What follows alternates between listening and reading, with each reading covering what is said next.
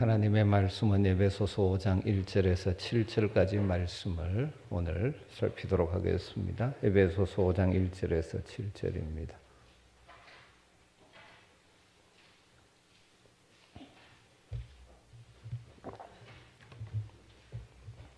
에베소서 5장 1절에서 7절 한 절씩 교독합니다.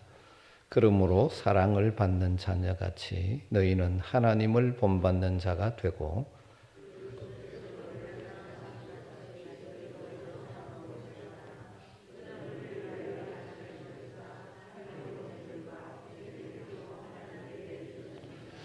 음행과 온갖 더러운 것과 탐욕은 너희 중에서 그 이름조차도 부르지 말라. 이는 성도에게 마땅한 바니라.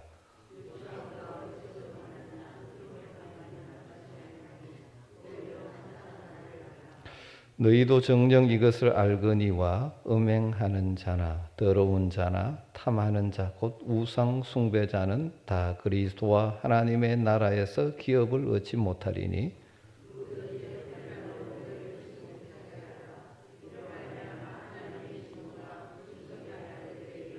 같이 읽습니다. 그러므로 그들과 함께하는 자가 되지 말라. 아멘. 1380년에 프러시아의 캠펜이라는 지역에서 출생한 토마스 아켐피스라는 사람이 있습니다. 그가 기독교 역사상 그렇게 중요한 인물로 떠오르게 된 이유는 바로 그의 불후의 역작기라고 할 수 있는 그리스도를 본받아라는 책을 통해서 미친 영향력 때문입니다. 아마 이 가운데도 혹시 읽어보신 분 있는지 모릅니다. 오고 오는 세대의 신앙의 고전 가운데 하나죠. 이 그리스도를 본받아라는 책을 통해서 지금까지도 수많은 사람들이 경건과 신앙에 많은 도움을 받아왔습니다. 그가 살던 시대는, 그 살던 당대 사회 형편은 굉장히 어려운 때였습니다. 종교적으로는 로마 캐톨릭이 교황이 둘로 갈라져서, 그럼 아빈종 뉴스 이런 거 역사 혹시 아십니까? 교황이 둘이 있어서, 교황청이 두 곳에 있어서 서로 다투고 교회가 사분오열되어 있던 때였고, 정치적으로는 백년 전쟁이라는 엄청난 전쟁에 시달려서 백성들이 굶주리고 있었던 그런 때였고, 뿐만 아니라 무서운 흑사병이 돌아서 많은 사람들이 죽어갔고 또 많은 사람이 그로 인한 정신적인 고통 속에 헤매고 있는 암흑기였다고 합니다. 하나님의 사람인 토마스 아켐피스는 이 좌절과 절망 속에 헤매는 백성들과 그 시대가 살아나는 길은 다른 것이 아니라 하나님께로 돌아오는 길밖에 없고 주님을 닮아가는 길밖에 없다. 어떻게 보면 전혀 해결책이 아닐 것 같은데 진짜 해결책은 거기에 있다는 사실을 깨닫고 하나님 앞에 엎드려 기도하는 중에 그리스도를 본받아 사는 것만이 민족이 살고 나라가 살 길이라고 외치기 시작하면서 이 그리스도를 본받아라는 책을 출판함으로 그 당시 영적인 각성을 일으켜서 회복의 역사에 쓰임받은 인물이었습니다. 여러분, 오늘 우리가 읽은 말씀에서 이와 비슷한 놀라운 요청, 요구의 말씀이 우리에게 있습니다. 하나님을 본받는 자가 되라. 하나님을 본받는 자가 되라. 1절 말씀이죠. 그러므로 사랑을 받는 자녀같이 너희는 하나님을 본받는 자가 되고, 여러분, 하나님을 본받는 자가 되라, 이 명령을 생각할 때 여러분 어떤 마음이 드십니까?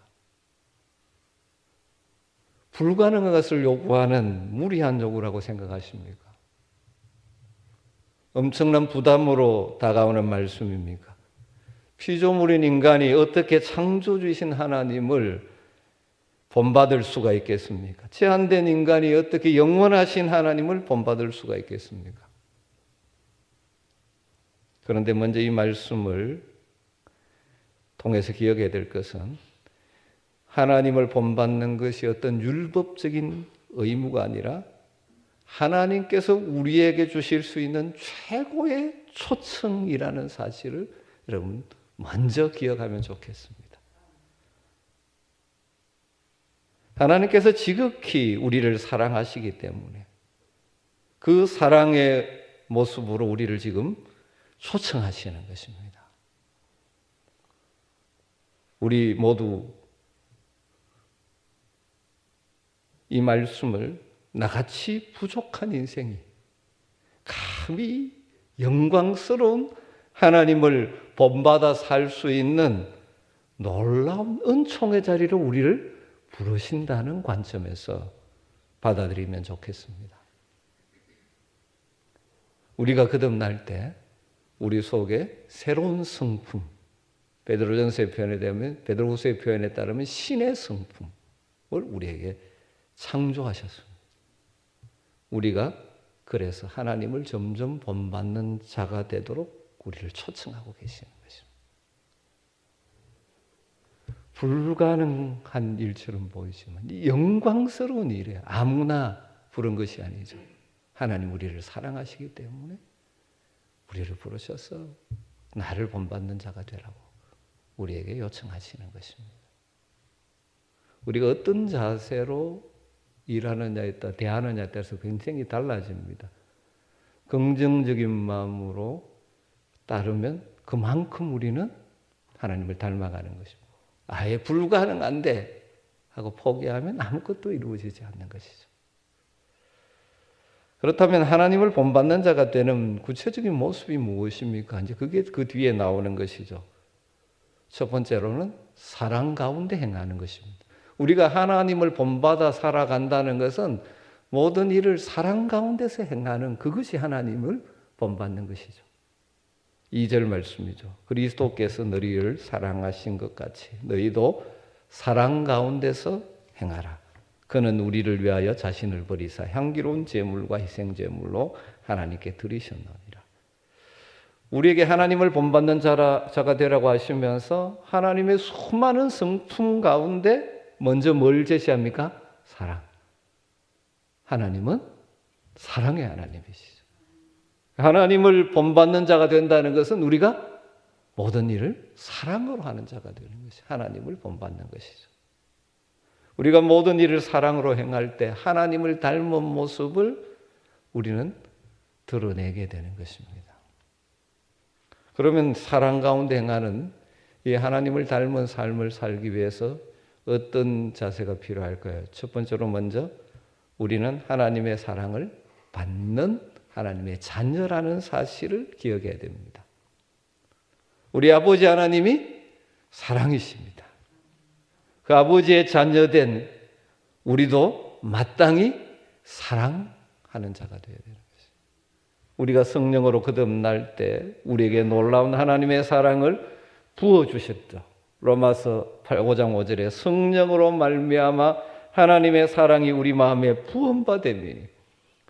여러분 하나님께서 그냥 아무것도 없는데 하라는 것이 아니죠. 하나님 우리에게 놀라운 사랑을 부어주셔서 지금도 우리를 사랑하시고 우리를 사랑하는 자녀로 우리를 대해주시는 것입니다. 여러분 이 사실을 실감한다면 그 사랑이 풍성하신 아버지 하나님을 닮아가는 것이 당연하지 않을까요? 왜 사랑 가운데 살지 못합니까?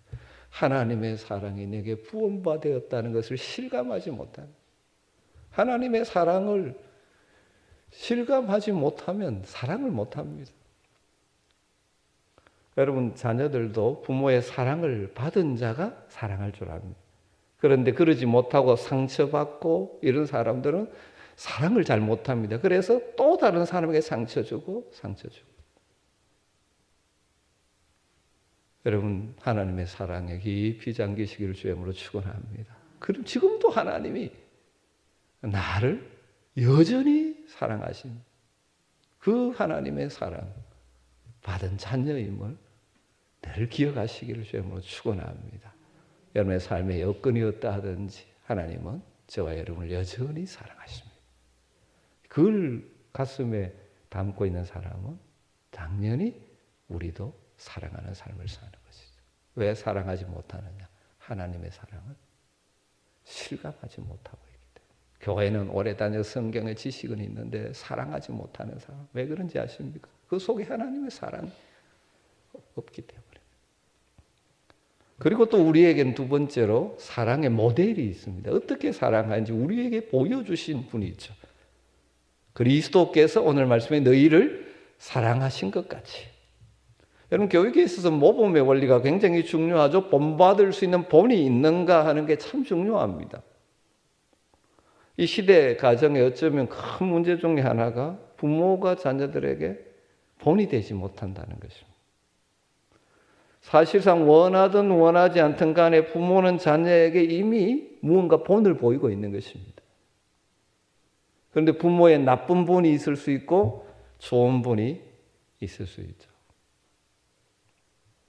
그런 가정에서 부모가 건강한 모델이 되어야 자녀들이 건강하게 자라는 것입니다. 여러분, 우리 그리스도인들에게 놀라운 본이 되시는 분이 있습니다. 그분이 누굽니까? 우리 주님 그리스도이십니다. 우리가 어떻게 사랑해야 되는가의 모델 본이죠. 이런 사랑을 하라는 것입니다. 뭐 사랑 이야기하는데 다른 것이 아니라 주님이 사랑하신 이 모델을 닮아가야죠. 그것을 어떻게 소개합니까? 그는 2절이죠. 중간쯤 그는 우리를 위하여 자신을 버리사 향기로운 제물과 희생제물로 하나님께 드리셨느니라. 여러분, 우리 주님의 사랑의 특징이 무엇입니까? 버리는 사랑, 자신을. 다르게 말하면 주는 사랑입니다. 우리를 위하여 뭘 주셨습니까? 자신의 몸을 주셨습니다. 여러분, 사랑은 주는 것입니다. 줄 수 없는 사랑은 위선이고 거짓이죠. 사랑하면 시간도 내주고 물질도 주고 자신도 주게 되는 것입니다. 많은 사람들이 사랑이라는 단어를 참 좋아합니다. 그런데 주는 사랑이 아니라 자기중심적인 받는 사랑만을 자꾸 생각합니다. 우리 주님은 주는 사랑을 하셨습니다. 왜 우리가 진정으로 주는 사랑을 하지 잘 못할까요? 인색함 때문일 수도 있고요. 이기심 때문일 수도 있죠. 다른 사람에게 주면 내가 손해되고 내게는 아무것도 남지 않을 것이라는 두려움 때문일 수도 있습니다. 여러분, 그때마다 우리 주님을 바라보십시오. 주님의 사랑을 묵상하십시오. 우리를 사랑하시되 어떻게 사랑하셨어요? 자기 자신을 주시기까지 사랑하셨습니다. 여러분, 주는 사랑이 쉬운 것은 아니죠. 그런데 우리는 사실은 하나님께 놀라운 것을 받은 자들이 않습니다. 여러분, 그리고 주는 사랑을 하면 내 것이 없어지는 것이 아닙니다. 주님 다 주셨습니다. 목숨까지 주셨습니다. 하나님 어떻게 하셨습니까? 다시 살리셨습니다. 주는 사랑을 하면 내가 손해보고 희생되는 것 같지만 하나님께서는 다 기억하십니다. 또 우리 주님의 사랑의 두 번째 특징이 무엇입니까? 용서하는 사랑입니다. 용서하는 사랑.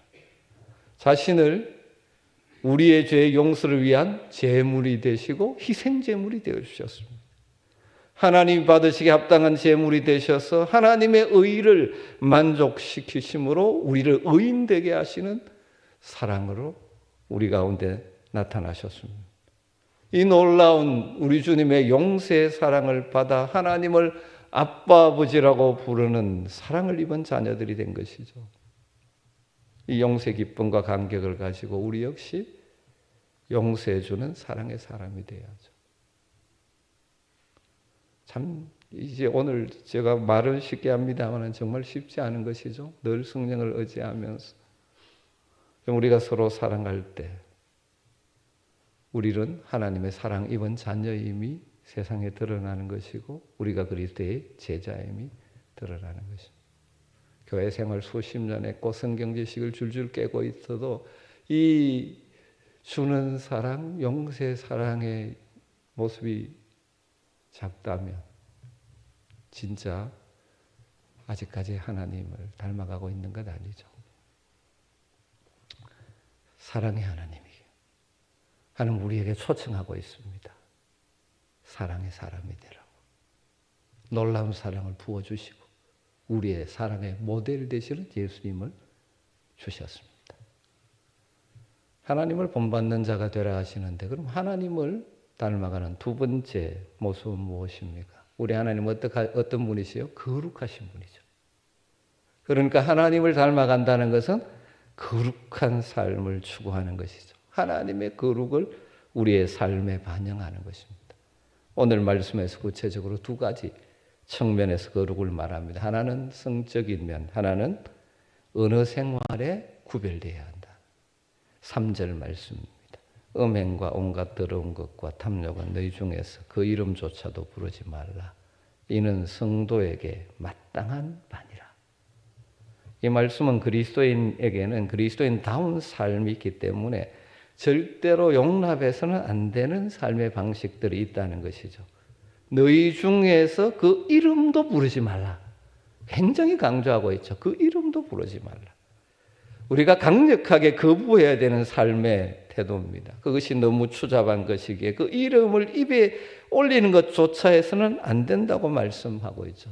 또 어떻게 강조합니까? 이는 성도에게 마땅한 바니라. 여러분 굉장히 강조하고 있죠. 강조하고 있다는 것을 아시겠습니까? 이런 결코 거룩한 성도, 거룩하신 하나님을 닮아가는 우리의 삶에 나타나서는 안 된다는 것이죠. 뿐만 아니라 더 나아가서 이런 죄에서 회개하지 않고 지속적으로 그 가운데 빠져 있으면 그 마지막 결과는 멸망, 파멸이라고 강력하게 경고하고 있죠. 5절 말씀입니다. 5절 말씀에 보면 너희도 정녕 이것을 알거니와 음행하는 자나 더러운 자나 탐하는 자 곧 우상 숭배자는 다 그리스도와 하나님의 나라에서 기업을 얻지 못하리니 너희도 정녕 이것을 알거니와. 이 말을 통해 성도라면 반드시 알아야 된다. 이런 죄의 심각성에 대해서 강조하는 것이죠. 물론 이 말이 한 번이라도 음행을 저지르거나 추한 삶을 살면 하나님 나라에 들어갈 수 없다는 뜻은 아닙니다. 예수님을 믿고 하나님의 진정한 백성이 되었으면 그런 죄에 다시 빠져서는 안 된다는 것이죠. 혹시라도 사탄에게 일시적으로 속아 그런 죄에 빠졌다면 그는 그 순간은 일시적으로 하나님 나라에서 제외되어 있는 것이죠. 그래서 진정으로 회개할 때까지는 하나님 나라에 속한 덕복을 누릴 수가 없는 것입니다. 구약시대 이스라엘 백성들의 예로 설명하면 이해가 좀 쉬울 것입니다. 구약시대 이스라엘 백성들이 죄를 지은 사람을 일정 기간 동안 공동체 밖으로 쫓아냅니다. 진정으로 회개했을 때 제사장이 우슬초라는 풀에 물을 찍어 뿌려서 그를 다시 하나님 백성 되었음을 공포하는 거죠. 강력하게 지금 거룩한 삶을 위해서 이런 것들을 버리라고 말씀합니다. 그게 무엇입니까? 첫 번째 음행이죠. 온갖 종류의 성적인 부도덕을 말합니다. 온갖 더러운 것, 그 다음 탐욕, 지나친 욕망. 이 세 가지는 특별히 성적 타락에 초점을 맞추고 있습니다. 원래 성은 하나님 주신 선물이죠. 하나님께서 정한 방법으로 결혼한 부부가 서로 하나됨을 누리는 복된 것입니다. 그런데 타락한 인생들은 하나님의 선물을 잘못 사용함으로 심각한 문제를 일으키고 있는 것이죠. 당시 이 에베소서를 받는 에베소라는 도시는 아뎀이라는 아르테미스라는 여신을 섬기는 도시입니다. 아데미 신상을 혹시 보셨는지 모르지만 이 쉽게 말하는 유방이 가득 차 있는 그런 여신상입니다. 여신을 섬기는 이 신전 축제에 참여하는 것을 에베소 사람들은 즐겼습니다. 여러분 그 신전 축제, 그 당시 신전 축제, 아데미 신전 축제에 가면 첫 번째 뭐가 이루어지지 않습니까? 술 파티가 이루어지고 그 다음 소위 그 제사장이라고 이야기하는 그런 것들을 통한 무분별한 성적인 부도덕이 난무했던 세대입니다. 그럼 혹시 에베소라는 도시를 성지순례를 가든지 요즘 터키 여행들을 많이 가시면 고대 도시가 쭉 남아있죠. 가보셨는지 모르지만 꼭 안내하는 사람 한 번 합니다. 이 발 크기를 딱 해놓은 그게 있습니다. 뭐냐면 발 크기가 이것보다 크면 욕이 들어갈 수 있는 데입니다. 그곳이 어딘지 아십니까? 소위 말하는 사창가입니다. 그만큼 타락했던 도시였습니다. 그러니까 이 에베소는 고린도와 마찬가지로 성적으로 타락한 문화가 판을 치고 있는 것입니다. 그런 곳에서 예수를 믿고 하나님의 백성된 에베소 교인들이 하나님의 백성다운 세상 문화와 구별되는 거룩한 삶을 살라고 지금 강력하게 요청하고 있죠. 여러분, 우리가 살고 있는 이 시대는 어떻습니까? 풍요해지면서 점점 더 성적 부도덕과 타락, 성을 상품화하고 또 그 성적 부도덕을 사랑이라고 미화하는 매스미디어들의 여러 가지 일들로 가득 차 있고, 거기에 물들어서 말씀의 원리를 따라 살아가는 것 자체가 오히려 이상한 것처럼 취급받는 이런 시대 속에 여러분, 우리는 다르게 살아야 되고 우리의 자녀들이 다르게 살 수 있도록 가르치고 기도해야 될 줄로 믿습니다. 하나님을 닮아가는 것은 무엇입니까? 거룩해져가는 것입니다. 또 우리가 거룩해져야 될 중요한 한 영역이 언어 생활입니다. 언어 생활의 거룩. 4절 말씀. 누추함과 어리석은 말이나 희롱의 말이 마땅치 아니하니 오히려 감사하는 말을 하라. 이 세상에 인간이 타락하면서 가장 심각하게 타락한 부분의 한 부분이 성이라면 이에 부금가는 것이 언어입니다. 언어의 타락. 사람들은 말로 많은 것을 할 수 있습니다. 의사소통도 할 수 있고 긍정적인 요소가 참 많죠. 그런데 부정적인 결과를 낳는 경우도 참 많지 않습니까? 말로 남을 저주할 수도 있고 아주 엄탕한 말을 지어내서 사람들의 정신세계를 더럽힐 수도 있고 말로 사람들에게 상처를 주고 심지어 죽이기도 하는 것이죠. 그 말 한마디 때문에 마지막 목숨을 끊는 사람들이 생기게 만드는 것이 이 세상이지 않습니까? 그렇다면 우리 그리스도인의 언어 생활에서 사라져야 될 말이 무엇입니까? 오늘 누추한 말, 추한 말, 저속한 표현들. 요즘 이 세상에 이런 표현들이 가득 차 있는데 우리 그리스도인들은 이것을 끊어버려요. 어리석은 말. 이 말은 의미 없는 시간 때우기식의 말이라고 할 수 있습니다. 희롱의 말. 남을 비꼬는 아름답지 못한 말. 남을 살살 비꼬는 말들이 얼마나 많은지 모릅니다. 이 말씀을 보면 시대는 흘러도 사람은 타락한 사람들의 모습은 크게 다르지 않는 것 같습니다. 성경은 그리스도인에게 중요한 것이 언어 생활의 진실성을 회복해야 된다는 것입니다. 여러분, 수많은 말을 하고 사는데 여러분 정말 언어 생활이 구별되어 있습니까? 누가 같이 욕한다고 나도 욕해버리고 내게 상처 주는 말 한다고 나도 막 찔러 상처를 줘버리고 그러면서도 이렇게 살고 있지는 않으십니다. 그렇다고 해서 우리 그리스도인들이 유머도 없이 꼭 할 말만 하고 입을 굳게 다물고 엄숙하게 있으라는 의미가 아닙니다.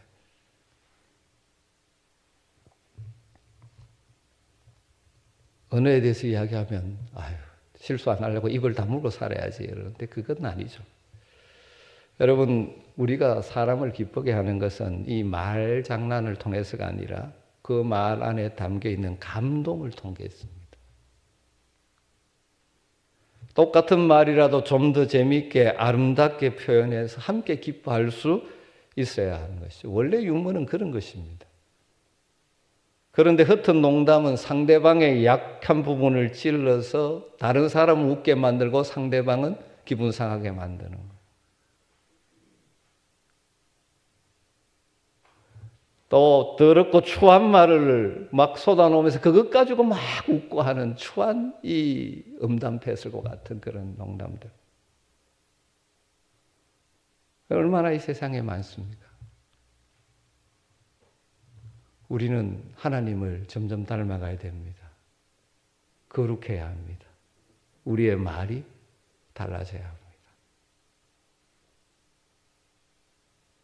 그러면서 적극적으로는 무슨 말을 하라고 합니까? 적극적으로는 감사하는 말을 하라. 그렇게 말합니다. 이 말은 감사합니다, 감사합니다를 연발하고 살라는 말은 아니죠. 경우에 맞는 말을 해서 남을 유익하게 하고 상황에 맞는 말을 해서 사람들의 분노를 가라앉히고 사람들로 하여금 부정적인 삶의 태도를 버리고 긍정적인 삶의 태도와 바른 생각을 하게 하는 말을 하라는 것입니다. 여러분, 부정적인 말은 더 부정적으로 만들 수밖에 없습니다. 타고나기를 자꾸 부정적인 사람은 성령의 은혜로 긍정적으로 여러분의 생각과 언어가 바뀔 수 있도록 늘 기도하셔야 합니다. 어떻게 보면 우리 눈에는 긍정적인 것보다 부정적이 더 눈에 띄는지 모릅니다. 연약한 인생들이 사는 삶의 현장에 부정적인 것이 많을 수밖에 없죠. 여러분, 그러나 감사의 말은 또 다른 감사의 말. 여러분들이 가까운 사람들이 모이면 어떤 말을 많이 합니까? 부정적인 말을 많이 합니까? 감사하는 말을 많이 합니까?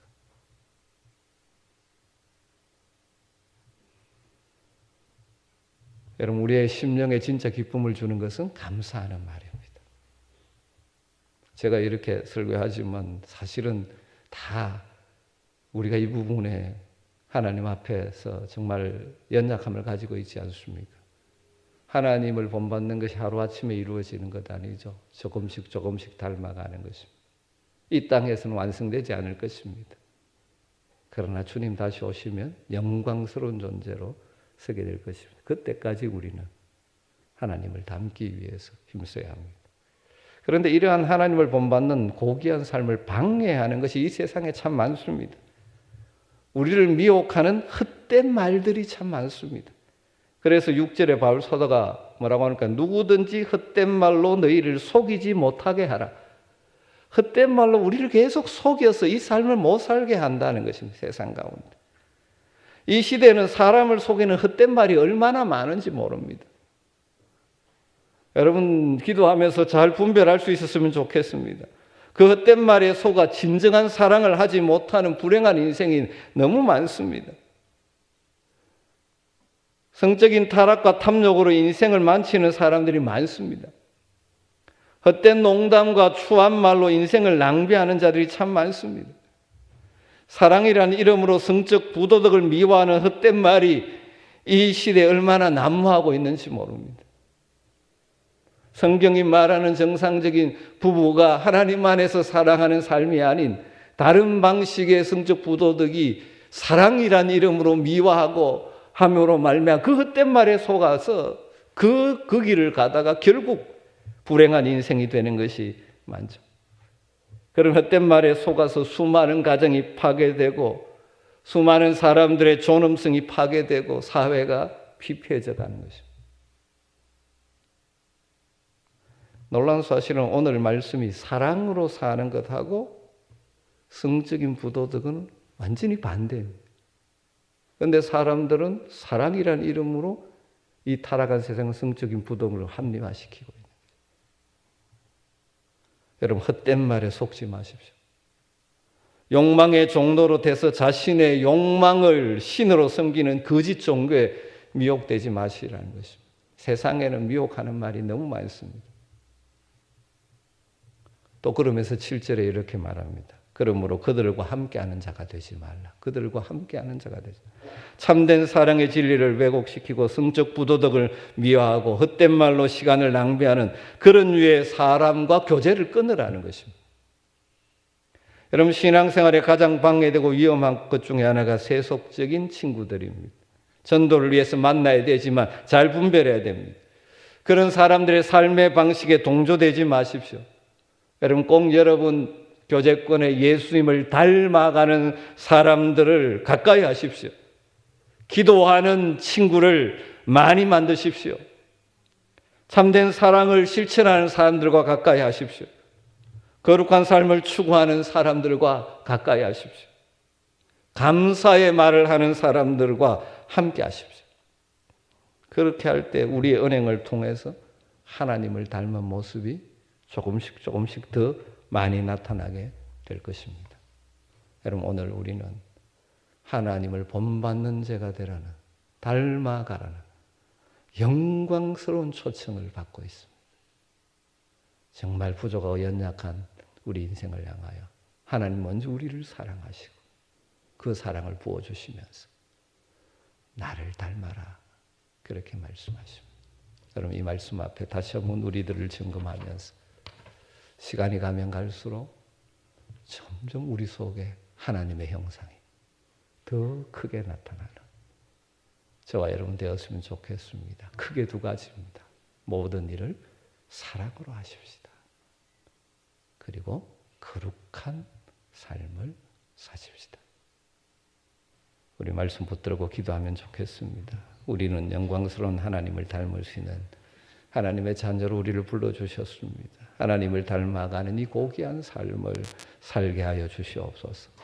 사랑으로 모든 일, 하나님을 닮은 사랑의 사람이 되게 하여 주시옵소서. 주님의 사랑을 본받아 주는 사랑, 용서하는 사랑을 구체적으로 실천할 수 있게 하시고 우리 교회가 그런 교회가 되게 하여 주시옵소서.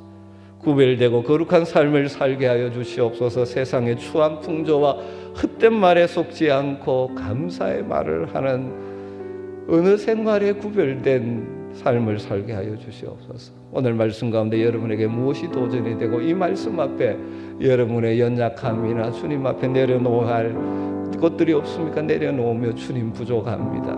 그렇지만 이 말씀대로 살고 싶습니다.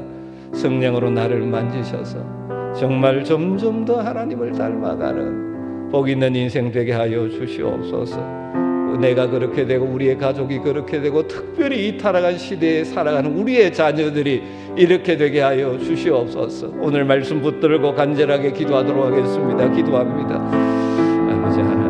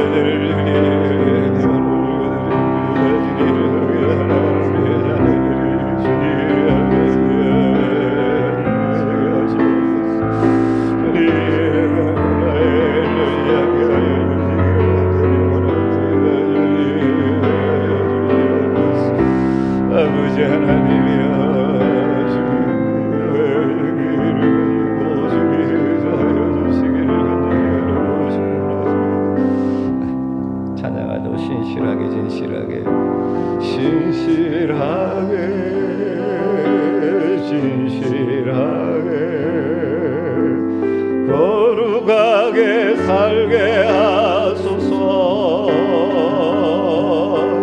신실하게 진실하게 거룩하게 살게 하소서.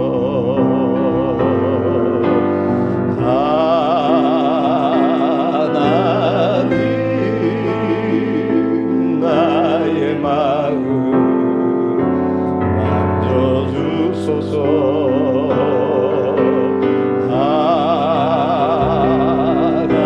하나님 나의 영혼 새롭게 하소서. 신실한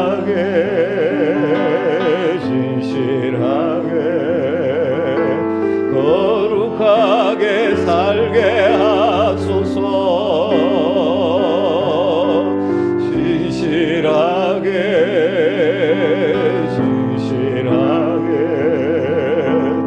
거룩하게 살게 하나님 나의 기도 들어주소서.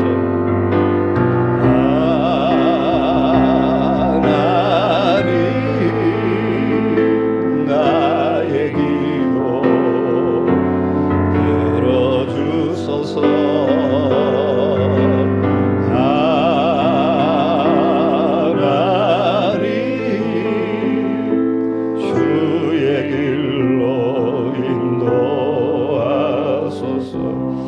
이번 주 공동기도 제목을 따라 기도하시겠습니다. 주일 말씀을 생각하면서 환난 중에 참으며 말씀하시면서 우리가 이 땅을 살아가면서 원치 않는 어려움, 힘든 일이지만 우리가 넉넉히 이길 수 있는 것은 우리에게는 소망이 있기 때문입니다. 소망 중에 즐거워하고 기도에 항상 힘쓰고 기도의 능력으로 우리는 이길 수 있습니다. 그리고 서로 돕고 협력함으로 성도들의 도움과 격려를 통하여 우리는 함께 어려움을 이겨낼 수 있습니다. 우리가 이런 삶을 우리에게 어려움이 있거나 우리로 힘든 상황을 맞이할 때도 낙심하지 않고 넉넉히 이길 수 있도록 또 우리 공동체가 이런 환난 당할 어려운 자들을 기도와 다양한 방식으로 서로 도와 다시 일으키는 통로가 되게 하여 주시옵소서. 학습 세례식에 참여하는 성도들에게 하나님을 아는 지혜를 허락해 주시고 믿음이 깊이 뿌리 내리게 해달라고 기도하십시다. 하나님 아버지의 마음이 있는 곳에 우리의 삶의 자원을 나누고 숨김으로 세상의 빛과 소금의 사명을 감당케 하소서. 공동기도 제목을 가지고 기도하겠습니다. 아버지 하나님이여, 아버지 하나님이여, 함께 성도들의 마음을 도와 기도합니다. 주님, 우리가 살아가면서 원치 않는 그리고 심지어 어려움을 당하시고 오 주님, 우리가 방심하지 않을 수 있는 것은 우리는 산소망 있는 자입니다. 산소망을 갖게 붙들게 하소서. 주의 기도에 우리를 읽고 기도의 능력을 내리고서 우리를 하시고 특별히 주님들에게 한 손말이 드리소서. 오 주님, 그래서 한나라는 저를 기도하며 함께 이겨낼 수 있는 공동체가 되게 하여 주시기를 원합니다. 아버지 하나님의 수세례식에 참여하는 성도들을 위하여 주시고 주님 바꿔주시고 분명한 신앙 고백을 가지게 하시고 주님께서의 마음을 만져주시기를 원합니다. 그리고 믿음의 뿌리를 내리고 주의 사랑으로 새로우시는 귀함이 되게 하여 주시기를 원합니다. 주의 우리 아버지 마음이 그것이 우리의 마음과 우리의 생각, 우리의 갈등 그래서 우리를 통하여 하나님의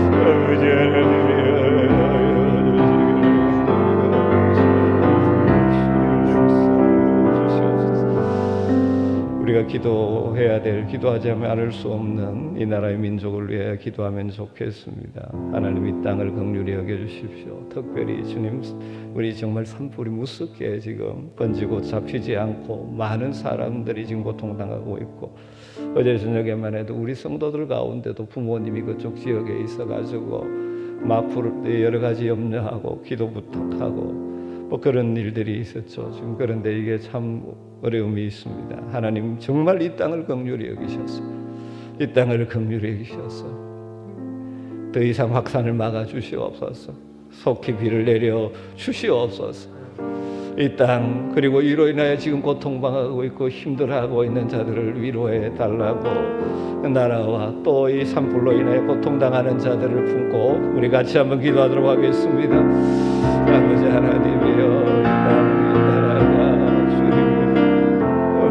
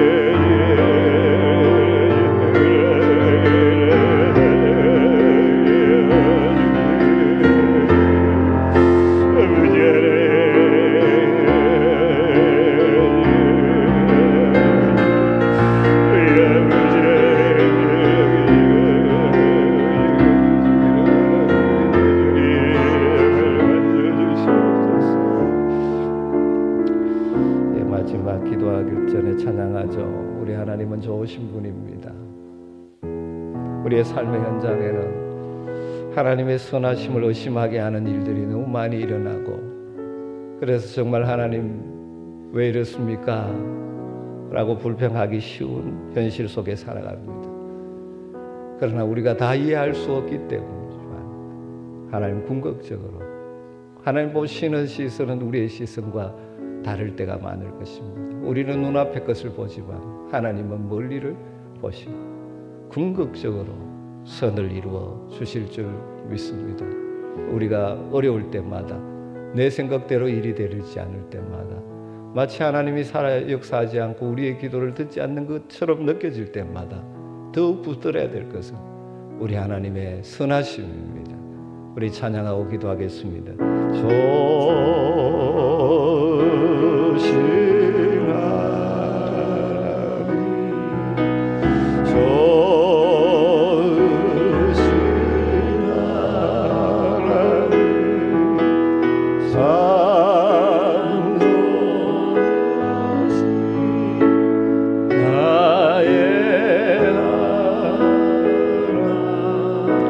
우리의 기도를 응답해 주시는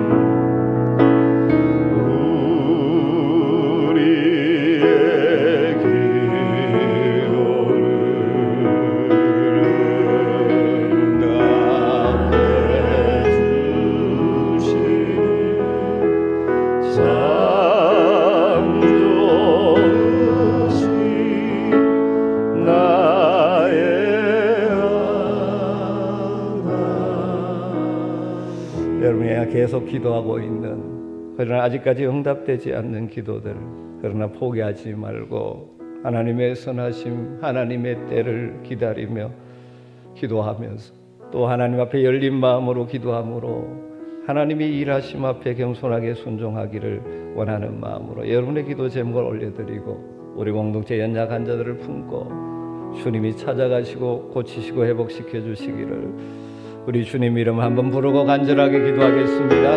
주여, 주여,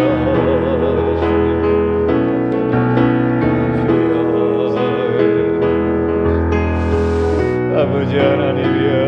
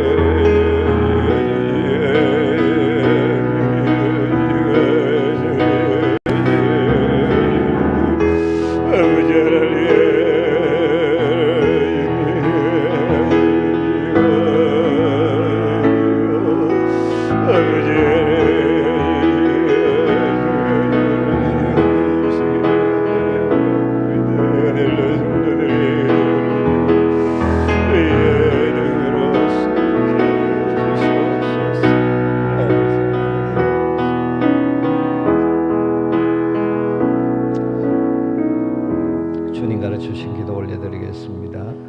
하늘에 계신 우리 아버지여, 이름이 거룩히 여김을 받으시오며 나라의 임하옵시며 뜻이 하늘에서 이룬 것 같이 땅에서도 이루어지이다. 오늘날 우리에게 일용할 양식을 주옵시고 우리가 우리에게 죄 지은 자를 사하여 준 것 같이 우리 죄를 사하여 주옵시고 우리를 시험에 들게 하지 마옵시고 다만 악에서 구하옵소서. 대개 나라와 권세와 영광이 아버지 영원히 싸움나이다. 아멘.